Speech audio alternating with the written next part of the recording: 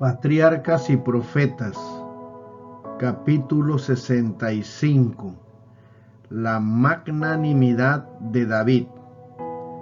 Después de la atroz matanza de los sacerdotes del Señor por Saúl, uno de los hijos de Ahimelech, hijo de Ahitob, que se llamaba Abiatar, escapó y huyóse a David.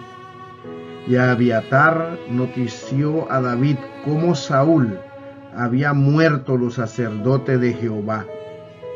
Y dijo David a Abiatar: yo sabía que estando allí aquel día Doeg el idumeo, él lo había de hacer saber a Saúl. Yo he dado ocasión contra todas las personas de la casa de tu padre. Quédate conmigo, no temas. Quien buscare mi vida, buscará también la tuya. Bien que tú estarás conmigo guardado. Primera de Samuel, capítulo 22, versículo 20 al 23. Siempre perseguido por el rey, David no hallaba lugar de descanso ni de seguridad. En Keila, su valerosa banda salvó al pueblo de ser capturado por los filisteos. Pero esa banda no estaba segura ni aún entre la gente que había salvado. De Keila se fue al desierto de Zif. Durante ese tiempo, cuando había tan pocos puntos luminosos en el sendero de David, tuvo el gozo de recibir la inesperada visita de Jonatán, quien había sabido dónde estaba refugiado. Los momentos que estos dos amigos pasaron juntos fueron preciosos. Se relataron mutuamente las distintas cosas de su vida, y Jonatán fortaleció el corazón de David diciéndole: no temas, que no te hallará la mano de Saúl mi padre, y tú reinarás sobre Israel, y yo seré segundo después de ti, y aún Saúl mi padre así lo sabe. Ver Primera de Samuel capítulos 23 al 27. Mientras conversaba de cuán maravillosamente Dios había obrado con David, el perseguido fugitivo fue muy alentado, y entrambos hicieron alianza delante de Jehová, y David se quedó en el bosque y Jonatán se volvió a su casa. Después de la visita de Jonatán, David animó su alma con canto de alabanza, acompañando su voz con el arpa mientras cantaba: en Jehová he confiado. ¿Cómo decís a mi alma, escapa al monte cual ave?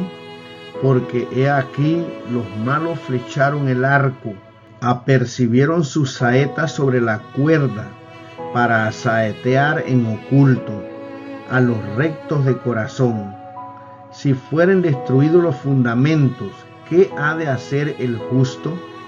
Jehová en el templo de su santidad. La silla de Jehová está en el cielo.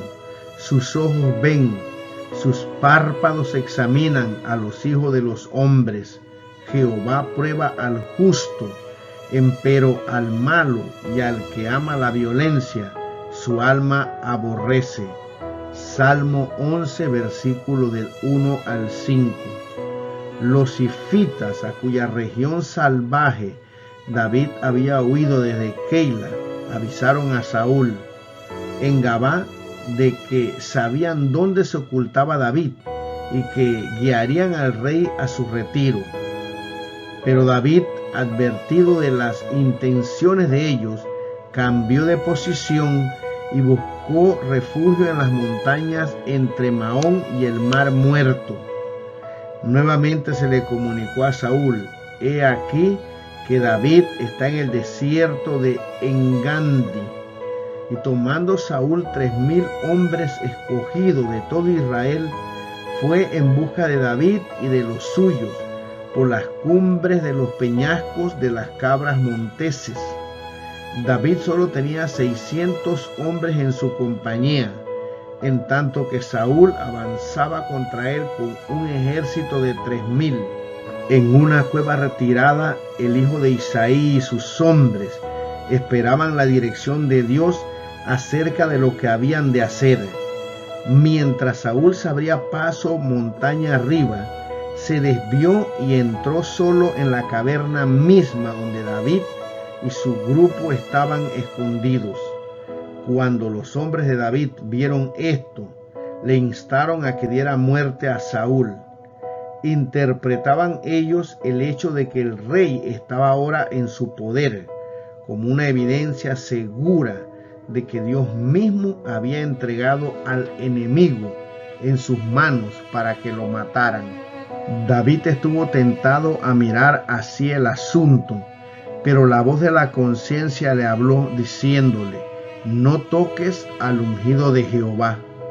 Los hombres de David aún no querían dejar a Saúl irse en paz y le recordaron a su jefe las palabras de Dios: he aquí que entrego tu enemigo en tus manos y harás con él como te pareciere.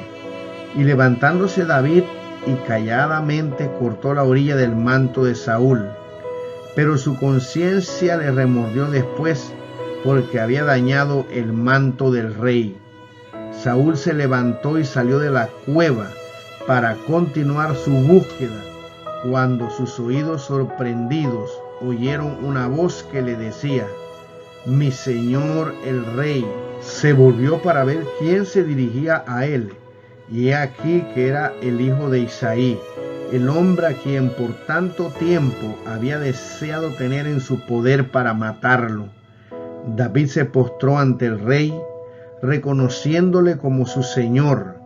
Dirigió luego estas palabras a Saúl: ¿por qué oyes las palabras de los que dicen: mira que David procura tu mal? He aquí han visto hoy tus ojos cómo Jehová te ha puesto hoy en mis manos en la cueva. Y dijeron que te matase, mas te perdoné, porque dije: no extenderé mi mano contra mi señor, porque ungido es de Jehová. Y mira, Padre mío, mira aún la orilla de tu manto en mi mano, porque yo corté la orilla de tu manto y no te maté. Conoce pues y ve que no hay mal ni traición en mi mano, ni he pecado contra ti. Con todo, tú andas a casa de mi vida para quitármela. Cuando Saúl oyó las palabras de David, se humilló y no pudo menos de admitir su veracidad. Sus sentimientos se conmovieron profundamente al darse cuenta de cuán completamente había estado él en el poder del hombre cuya vida buscaba. David estaba en pie ante él, consciente de su inocencia. Con ánimo enternecido, Saúl exclamó: ¿no es esta la voz tuya, hijo mío David? Y alzando Saúl su voz, lloró. Luego Saúl le dijo: más justo eres tú que yo, que me has pagado con bien, habiéndote yo pagado con mal. Porque ¿quién hallará a su enemigo y lo dejará ir sano y salvo? Jehová te pague con bien por lo que en este día has hecho conmigo. Y ahora yo entiendo que tú has de reinar y que el reino de Israel ha de ser en tu mano firme y estable. Y David hizo un pacto con Saúl, a saber que cuando esto sucediera, miraría con favor la casa de Saúl y no raería su nombre. Conociendo la conducta pasada de Saúl como la conocía, David no podía depositar ninguna confianza en las seguridades que el rey le había dado, ni esperar que su arrepentimiento continuase por mucho tiempo. Así que cuando Saúl regresó a su casa, David se quedó en las fortalezas de las montañas. La enemistad que alimentaba hacia los siervos de Dios, los que han cedido al poder de Satanás, se trueca a veces en sentimientos de reconciliación y favor, pero este cambio no siempre resulta duradero.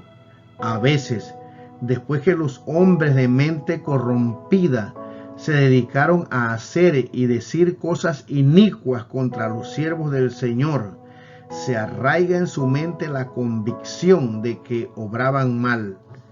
El Espíritu del Señor contiende con ellos y humillan su corazón ante Dios y ante aquellos cuya influencia procuran destruir, y es posible que cambien de conducta para con ellos. Pero cuando vuelven a abrir las puertas a las sugestiones del maligno, reviven las antiguas dudas, la vieja enemistad se despierta y vuelve a dedicarse a la misma obra de la cual se habían arrepentido y que por algún tiempo abandonaron. Vuelven a entregarse a la maledicencia, acusando y condenando en forma acérrima a los mismos a quienes habían hecho la más humilde confesión. A las tales personas, Satanás puede usarlas después que adoptaron esa conducta con mucho más poder que antes, porque han pecado contra una luz mayor. Y murió Samuel y juntóse todo Israel, y lo lloraron y lo sepultaron en su casa en Ramá. La nación de Israel consideró la muerte de Samuel como una pérdida irreparable. Había caído un profeta grande y bueno, y un juez eminente, y el dolor del pueblo era profundo y sincero.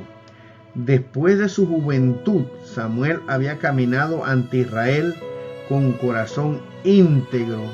Aunque Saúl había sido el rey reconocido, Samuel había ejercido una influencia mucho más poderosa que él, porque tenía en su haber una vida de fidelidad, obediencia y devoción. Leemos que juzgó a Israel todos los días de su vida. Cuando el pueblo comparaba la conducta de Saúl con la de Samuel, veía el error que había cometido al desear un rey para no ser diferente de las naciones que lo circundaban. Muchos veían con alarma las condiciones imperantes en la sociedad, la cual se impregnaba rápidamente de irreligión e iniquidad. El ejemplo de su soberano ejerció una vasta influencia, y muy bien podía Israel lamentar el hecho de que había muerto Samuel, el profeta de Jehová. La nación había perdido al fundador y presidente de las escuelas sagradas, pero eso no era todo. Había perdido al hombre a quien el pueblo solía acudir con sus grandes aflicciones. Había perdido al que constantemente intercedía ante Dios en beneficio de los mejores intereses de su pueblo. La intercesión de Samuel le había impartido un sentimiento de seguridad, pues la oración del justo, obrando eficazmente, puede mucho. Santiago 5, versículo 16. El pueblo creyó ahora que Dios le abandonaba. El rey no le parecía sino un poco menos que un loco. La justicia se había pervertido y el orden se había trocado en confusión. Dios llamó al descanso a su anciano siervo, precisamente cuando la nación estaba agobiada por luchas internas y parecía más necesario que nunca el consejo sereno y piadoso de Samuel. El pueblo se hacía amargas reflexiones cuando miraba el silencioso sepulcro del profeta y recordaba cuán insensato había sido al rechazarle como gobernante, porque había estado tan estrechamente relacionado con el cielo que parecía vincular a todo Israel ante el trono de Jehová. Samuel era quien les había enseñado a amar y a obedecer a Dios, pero ahora había muerto. El pueblo se veía abandonado a la merced de un rey unido a Satanás que iba separándolo de Dios y del cielo. David no pudo asistir al entierro de Samuel, pero lloró por él tan profunda y tiernamente como un hijo fiel hubiera llorado por un padre amante. Sabía que la muerte de Samuel había roto otra ligadura que refrenaba las acciones de Saúl, y se sintió menos seguro que cuando el profeta vivía. Mientras Saúl dedicaba su atención a lamentar la muerte de Samuel, David aprovechó la ocasión para buscar un sitio más seguro y huyó al desierto de Parán. Allí fue donde compuso el Salmo 120 y el Salmo 121. En ese desierto desolado, sabiendo que el profeta estaba muerto y que el rey era su enemigo, cantó así: Mi socorro viene de Jehová, que hizo los cielos y la tierra. No dará tu pies al resbaladero, ni se dormirá el que te guarda. He aquí, no se adormecerá ni dormirá el que guarda a Israel. Jehová es tu guardador, Jehová es tu sombra a tu mano derecha. El sol no te fatigará de día, ni la luna de noche. Jehová te guardará de todo mal, Él guardará tu alma. Jehová guardará tu salida y tu entrada, desde ahora y para siempre. Salmo 121, versículos 2 al 8. Mientras David y sus hombres estaban en el desierto de Parán, protegieron de las depredaciones de los merodeadores los rebaños y manadas de un hombre rico llamado Nabal, que tenía vastas propiedades en aquella región. Nabal era descendiente de Caleb, pero tenía un carácter brutal y mezquino. Era la época de la esquila, tiempo de hospitalidad. David y sus hombres estaban en suma necesidad de provisiones, y en conformidad con la costumbre de aquel entonces, el hijo de Isaí envió a 10 jóvenes a Nabal para que le saludaran en nombre de su jefe y le dijeran de su parte: que vivas y sea paz a ti, y paz a tu familia, y paz a todo cuanto tienes. ¿A poco supe que tienes esquiladores? Ahora a los pastores tuyos que han estado con nosotros, nunca les hicimos fuerza, ni les faltó algo en todo el tiempo que han estado en el Carmelo. Pregunta a tus criados, que ellos te lo dirán. Hallen por tanto estos criados gracias en tus ojos, pues que venimos en un buen día. Ruégote que desde lo que tuvieres a mano a tus siervos y a tu hijo David. David y sus hombres habían sido algo así como una muralla protectora para los pastores y los rebaños de Nabal. Y ahora a este rico se le pedía que de su abundancia aliviara en algo las necesidades de aquellos que le habían prestado tan valioso servicio. Bien podía David y sus hombres haber tomado de los rebaños y manadas de Nabal, pero no lo hicieron. Se comportaron honradamente, pero Nabal no reconoció la bondad de ellos. La contestación que envió a David delataba su carácter. ¿Quién es David? ¿Y quién es el hijo de Isaí? Muchos siervos hay hoy que se huyen de sus señores. ¿He de tomar yo ahora mi pan, mi agua y mi víctima que he preparado para mis esquiladores, y la daré a hombres que no sé de dónde son? Cuando los jóvenes regresaron con las manos vacías y relataron lo acontecido a David, éste se llenó de indignación. Ordenó a sus hombres que se preparasen para un encuentro, pues había decidido castigar al hombre que le había negado su derecho y había agregado al daño insultos. Este movimiento impulsivo estaba más en armonía con el carácter de Saúl que con el de David, pero el hijo de Isaí tenía que aprender todavía lecciones de paciencia en la escuela de la aflicción. Después que Nabal hubo despedido a los jóvenes de David, uno de los criados de Nabal se dirigió apresuradamente a Abigail, esposa de Nabal, y la puso al tanto de lo que había sucedido. He aquí, dijo él, David envió mensajeros del desierto que saludasen a nuestro amo, y él los ha zaherido. Mas aquellos hombres nos han sido muy buenos, y nunca nos han hecho fuerza, ni ninguna cosa nos ha faltado en todo el tiempo que hemos conversado con ellos, mientras hemos estado en el campo. hannos sido por muro de día y de noche, todos los días que hemos estado con ellos apacentando las ovejas.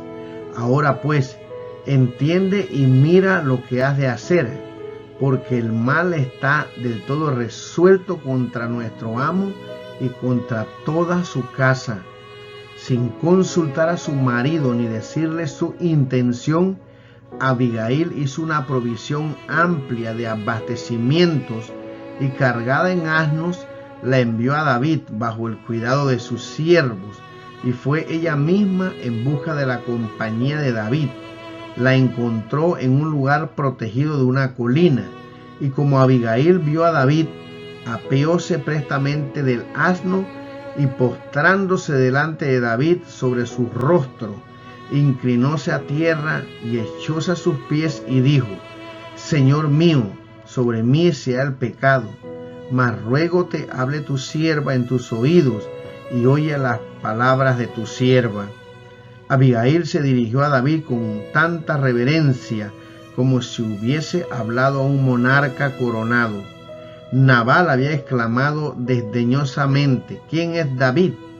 Pero Abigail le llamó Señor mío. Con palabras bondadosas procuró calmar los sentimientos irritados de él y le suplicó en favor de su marido, sin ninguna ostentación ni orgullo, pero llena de sabiduría y del amor de Dios. Abigail reveló la fortaleza de su devoción a su casa y explicó claramente a David que la conducta hostil de su marido no había sido premeditada contra él como afrenta personal, sino que era simplemente el arrebato de una naturaleza desgraciada y egoísta. Ahora pues, Señor mío, vive Jehová y vive tu alma, que Jehová te ha estorbado que vinieses a derramar sangre y vengarte por tu propia mano. Sean pues como Nabal tus enemigos y todos los que procuran mal contra mi señor. Abigail no atribuyó a sí misma el razonamiento que desvió a David de su propósito precipitado, sino que dio a Dios el honor y la alabanza. Luego le ofreció sus ricos abastecimientos como ofrenda de paz a los hombres de David, y aún siguió rogando como si ella misma hubiese sido la persona que había provocado el resentimiento del jefe. Yo te ruego, dijo ella, que perdones a tu sierva esta ofensa, pues Jehová de cierto hará su casa firme a mi señor, por cuanto mi señor hace las guerras de Jehová, y mal no se ha hallado en ti en tus días. Abigail insinuó el curso que David debía seguir. Debía librar las batallas del Señor. No debía procurar vengarse por los agravios personales, aun cuando se le perseguía como a un traidor.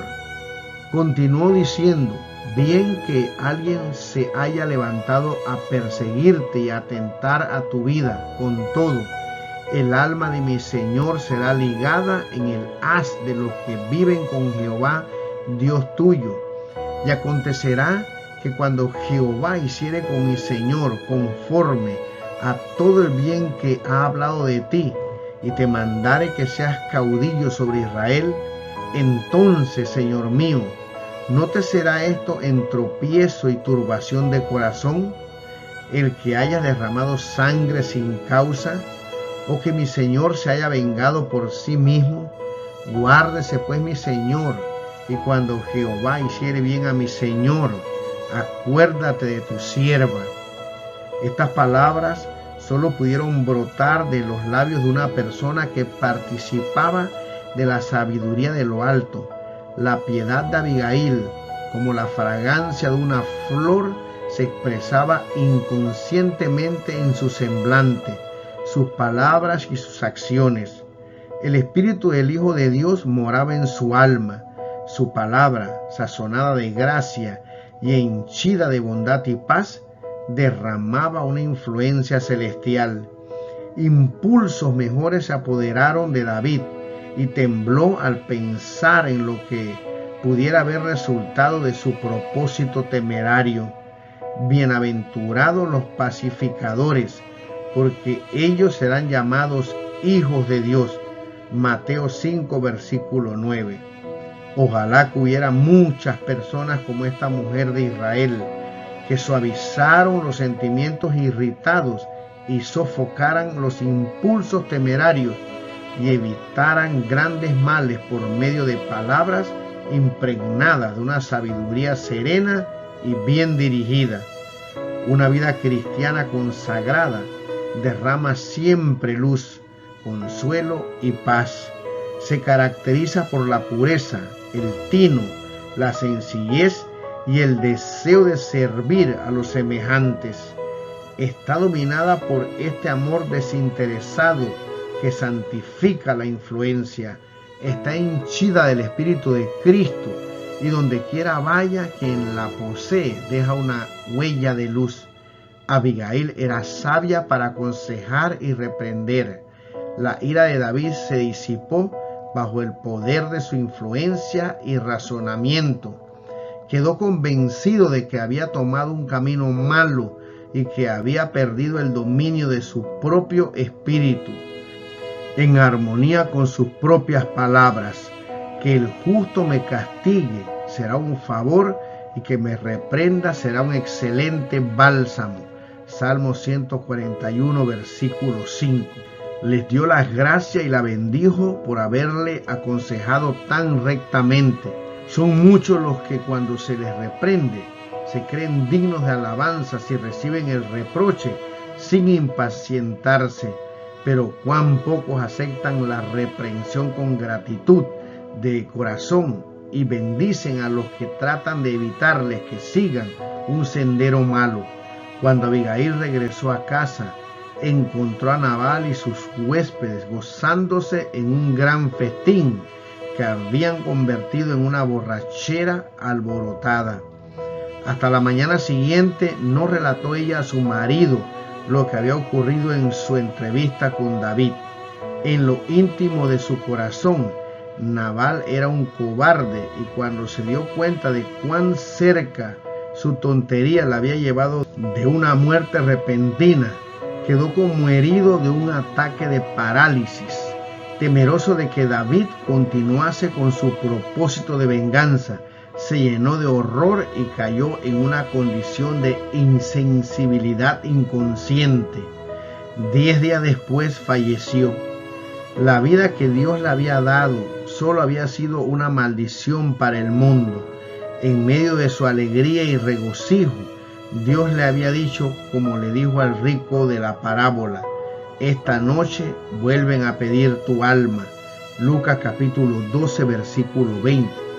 David se casó después con Abigail. Ya era el marido de una esposa, pero la costumbre de las naciones de su tiempo había pervertido su juicio e influido en sus acciones. Aún hombres grandes y buenos erraron al seguir prácticas del mundo. Los resultados amargos de casarse con muchas esposas fueron gravemente sentidos por David a través de toda su vida.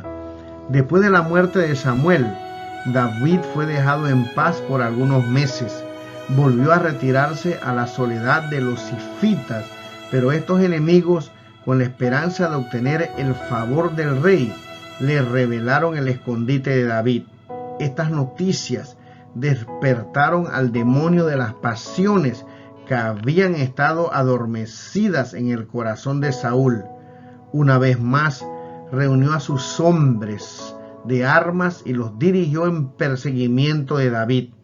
Pero algunos espías de este avisaron al hijo de Isaí que Saúl le perseguía otra vez, y con unos pocos de sus hombres salió David a averiguar el sitio donde estaban sus enemigos. Ya era de noche cuando, avanzando sigilosamente, llegaron a un campamento y vieron delante de sí las tiendas del rey y sus sirvientes. Nadie los veía, pues el campamento estaba tranquilo y entregado al sueño. David invitó a sus amigos a que le acompañaran hasta llegar en medio de sus enemigos. En contestación a su pregunta, ¿quién descenderá conmigo a Saúl al campo? dijo Abisai enseguida, yo descenderé contigo. Protegido por las oscuras sombras de las colinas, David y su asistente entraron en el campamento del enemigo. Mientras trataban de averiguar el número exacto de sus enemigos, llegaron a donde Saúl dormía. Su lanza estaba hincada en la tierra y había un jarro de agua a su cabecera. Al lado de él yacía Abner, su comandante en jefe. Alrededor de todos ellos estaban los soldados, sumidos en el sueño. Abisai levantó su lanza y dijo a David, hoy ha Dios entregado a tu enemigo en tus manos. Ahora pues herirélo luego con la lanza, cosiéndole con la tierra de un golpe, y no segundaré. Y esperó la palabra que le diera el permiso, pero sus oídos escucharon las palabras susurradas, no le mates, porque ¿quién extenderá su mano contra el ungido de Jehová y será inocente? Vive Jehová, que si Jehová no lo hiriere, o que su día llegue para que muera, o que descendiendo en batalla perezca, guárdeme Jehová de extender mi mano contra el ungido de Jehová. Empero toma ahora la lanza que está a su cabecera y la botija del agua, y vámonos. Llevóse pues David la lanza y la botija de agua de la cabecera de Saúl, y fuéronse, que no hubo nadie que viese, ni entendiese, ni velase, pues todos dormían, porque un profundo sueño enviado de Jehová había caído sobre ellos. Cuán fácilmente puede el Señor debilitar al más fuerte, quitar la prudencia del más sabio y confundir la pericia del más cuidadoso. Cuando David estuvo a una distancia segura del campamento, se paró en la cumbre de una colina y gritó a voz en cuello a la gente y a Abner, diciéndole, ¿no eres varón tú? ¿Y quién hay como tú en Israel? ¿Por qué pues no has guardado al rey tu señor, que ha entrado uno del pueblo a matar a tu señor el rey? Esto que has hecho no está bien. Vive Jehová, que sois dignos de muerte, que no habéis guardado a vuestro señor, al ungido de Jehová. Mira pues ahora dónde está la lanza del rey y la botija del agua que estaba en su cabecera. Y conociendo Saúl la voz de David, dijo, ¿no es esta tu voz, hijo mío David? Y David respondió, mi voz es, rey, señor mío. Y dijo, ¿por qué persigue así mi señor a su siervo? ¿Qué he hecho? ¿Qué mal hay en mi mano? Ruego pues que el rey mi señor oiga ahora las palabras de su siervo. Nuevamente confesó el rey, diciendo, he pecado. Vuélvete, hijo mío David, que ningún mal te haré más, pues que mi vida ha sido estimada hoy en tus ojos. He aquí yo he hecho neciamente y he errado en gran manera. Y David respondió y dijo, he aquí la lanza del rey, pase acá uno de los criados y tómela. No obstante que Saúl había hecho la promesa, ningún mal te haré, David no se entregó en sus manos. Este segundo caso en que David respetaba la vida de su soberano hizo una impresión aún más profunda en la mente de Saúl y arrancó de él un reconocimiento más humilde de su falta. Le asombraba y subyugaba la manifestación de tanta bondad. Al despedirse de David, Saúl exclamó, bendito eres tú, hijo mío David, sin duda ejecutarás tus grandes empresas y prevalecerás. Pero el hijo de Isaí no tenía esperanza de que él siguiera por mucho tiempo en esta actitud. David perdió la esperanza de reconciliarse con Saúl. Parecía inevitable que cayera finalmente víctima de la malicia del rey y decidió otra vez buscar refugio en tierra de los filisteos. Con los 600 hombres que mandaba, se fue a Aquis, rey de Gat. La conclusión de David de que Saúl ciertamente alcanzaría su propósito homicida se formó sin el consejo de Dios. Aun cuando Saúl estaba maquinando y procurando su destrucción, El Señor obraba para asegurarle el reino a David. El Señor lleva a cabo sus planes, aunque muchas veces para los ojos humanos parezcan velados por el misterio. Los hombres no pueden comprender las maneras de proceder de Dios y mirando las apariencias interpretan las dificultades, las pruebas y las aflicciones que Dios permite que les sobrevengan como cosas que van encaminadas contra ellos y que solo les causarán la ruina. Así miró David las apariencias y pasó por alto las promesas de Dios. Dudó que jamás llegara a ocupar el trono. Las largas pruebas habían debilitado su fe y agotado su paciencia. El Señor no envió a David para que buscara protección entre los filisteos, los enemigos acérrimos de Israel. Esa nación se iba a contar entre sus peores enemigos hasta el final. Sin embargo, huyó a ella en busca de ayuda cuando la necesitó. Habiendo perdido toda fe en Saúl y en los que le servían, se entregó a la merced de los enemigos de su pueblo. David era un general valeroso, había dado muestra de ser un guerrero sabio y había salido siempre victorioso en sus batallas, pero ahora estaba obrando directamente contra sus propios intereses al dirigirse a los filisteos. Dios le había designado para que levantase su estandarte en la tierra de Judá, y fue la falta de fe lo que le llevó a abandonar su pueblo del deber sin un mandamiento del Señor. La incredulidad de David deshonró a Dios. Los filisteos habían temido más a David que a Saúl y sus ejércitos, y al ponerse bajo la protección de los filisteos, David les reveló las debilidades de su propio pueblo. Así animó a estos implacables enemigos a oprimir a Israel. David había sido ungido para que defendiera al pueblo de Dios, y el Señor no quería que sus siervos alentaran a los impíos, revelando la debilidad de su pueblo, ni aparentando indiferencia hacia el bienestar de dicho pueblo. Además, sus hermanos recibieron la impresión que él se había ido con los paganos para servir a sus dioses. Su acto dio lugar a que se interpretaran mal sus móviles y muchos se sintieron inducidos a tener prejuicio contra él. Aquello mismo que Satanás quería que hiciera, fue inducido a hacerlo, pues al buscar refugio entre los filisteos, David causó gran alegría a los enemigos de Dios y de su pueblo. David no renunció al culto que rendía a Dios, ni dejó de dedicarse a su causa, pero sacrificó su confianza en el favor de la seguridad personal y así empañó el carácter recto y fiel que Dios exige que sus siervos tengan.